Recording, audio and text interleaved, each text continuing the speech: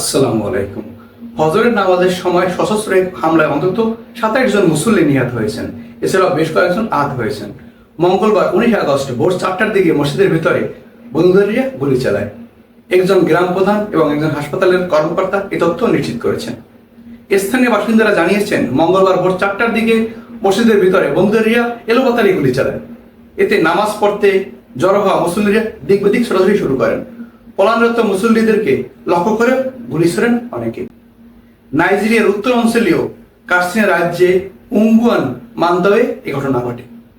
ঘটনাটি ঘটেছে নাইজেরিয়ায়, এবং নাইজেরিয়ায় প্রায় এমন ঘটনা ঘটে। এর আগেও 100 জনকে গুলি করে হত্যা করা হয়েছিল।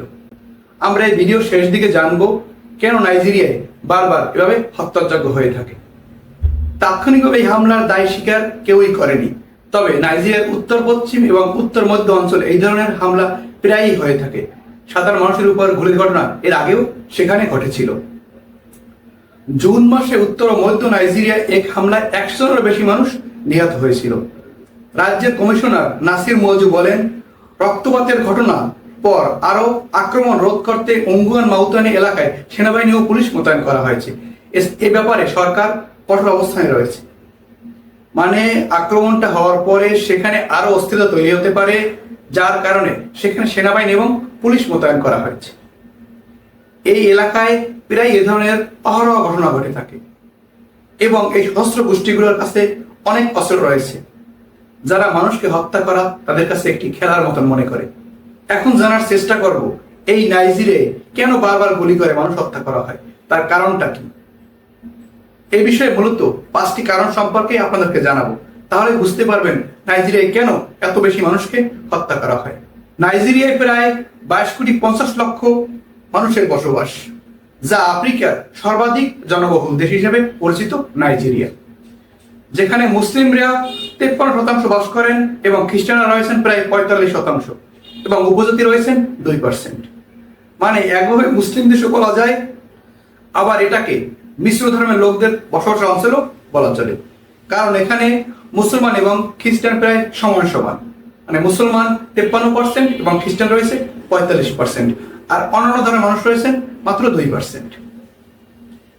এই কারণে এইখানে সব থেকে বেশি সমস্যাগুলো তৈরি হয় ধর্মীয় জাতিগত সংঘাত থেকে। উত্তর অঞ্চলের মুসলিম জনগোষ্ঠী এবং দক্ষিণ অঞ্চলের খ্রিস্টান জনগোষ্ঠী বাস করে। এদের মধ্যে বহু বছর ধরেই দ্বন্দ্ব চলছে। ওই দেশের উত্তর অঞ্চলে মুসলিমরা বাস করে এবং দক্ষিণ অঞ্চলে খ্রিস্টানরা বাস করে। তাই এই দুই গ্রুপের মধ্যে প্রায় এরকমের অহরহ ঘটনা ঘটে থাকে এবং সহস্র হামলা হয়, যে কারণে অসংখ্য মানুষ নাইজেরিয়ায় মৃত্যুবরণ করে। দ্বিতীয়ত কারণটি হচ্ছে সেখানে চাষি এবং পশুপালকদের মধ্যে দ্বন্দ্ব। তার কারণটা কি? গ্রামীণ এলাকার জমি ও পানি নিয়ে গবাদি পশুপালক এবং কৃষকদের মধ্যে সংঘর্ষের ঘটনা হয়। এবারে যে ঘটনাটি ঘটেছে, যে মসজিদে 27 জনকে হত্যা করা হয়েছে, এর মূল কারণটাই হচ্ছে এই চাষি এবং পশুপালকদের সংঘর্ষের কারণে। এটাই মনে করছেন ওই দেশের সরকার। মূল কারণটা হচ্ছে যারা পশুপালন করে তাদেরও জমি এবং পানির প্রয়োজন, এবং যারা কৃষিকাজ করে তাদেরও পানি এবং জমির প্রয়োজন। তাই এই জমি এবং পানি নিয়ে এই দলের মধ্যে দ্বন্দ্ব তৈরি হয়, যার কারণেই প্রায় সংঘর্ষের ঘটনা ঘটে। এছাড়াও সেখানে রয়েছে বোকো হারাম সন্ত্রাস গোষ্ঠী। জঙ্গি সংগঠন বোকো হারাম উত্তর নাইজেরিয়ায় সক্রিয়, যারা প্রায় বোমা হামলা ও গুলি চালিয়ে মানুষ হত্যা করে। এছাড়াও রয়েছে বড় অপরাধ গোষ্ঠী, অপহরণ, ডাকাতি, হামলা, চাঁদাবাজি সংগঠিত হয় এইসব এলাকায়। দুর্বল আইন শৃঙ্খলা ব্যবস্থা, দুর্নীতি, দারিদ্র ও পুলিশের অক্ষমতার কারণেই সন্ত্রাসীরা বেশি সহজে শাস্তি পায় না।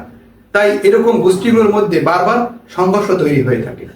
নাইজেরিয়ার সরকার দুর্নীতিগ্রস্ত এবং দেশটি অত্যন্ত গরিব দেশ, তাই সেই দেশে এরকম অহরহ হামলা হয় এবং তার কোনো বিচার হয় না, বিদায়ী এই হামলার সংখ্যা ধীরে ধীরে বাড়ছে এবং মানুষ হত্যা হচ্ছে। একবারও চিন্তা করতে পারেন, মসজিদে ঢুকে গুলি করে মানুষদেরকে হত্যা করা হয়েছে। 27 জন সেখানে নিহত হয়েছেন। যারা পালাচ্ছিলেন তাদেরকেও গুলি করা হচ্ছে। তাহলে সেই দেশের আইন শৃঙ্খলা কোথায়? সরকারি দুর্নীতিগ্রস্ত, তাই এরকমই ঘটনা ঘটতেছে। ধন্যবাদ দর্শক, ভালো থাকবেন। আপনাদের সহযোগিতা কামনা করছি। আরো ভালো সংবাদ পেতে আমার সাথেই থাকুন। আমি মামুন চৌধুরী। আল্লাহ হাফেজ।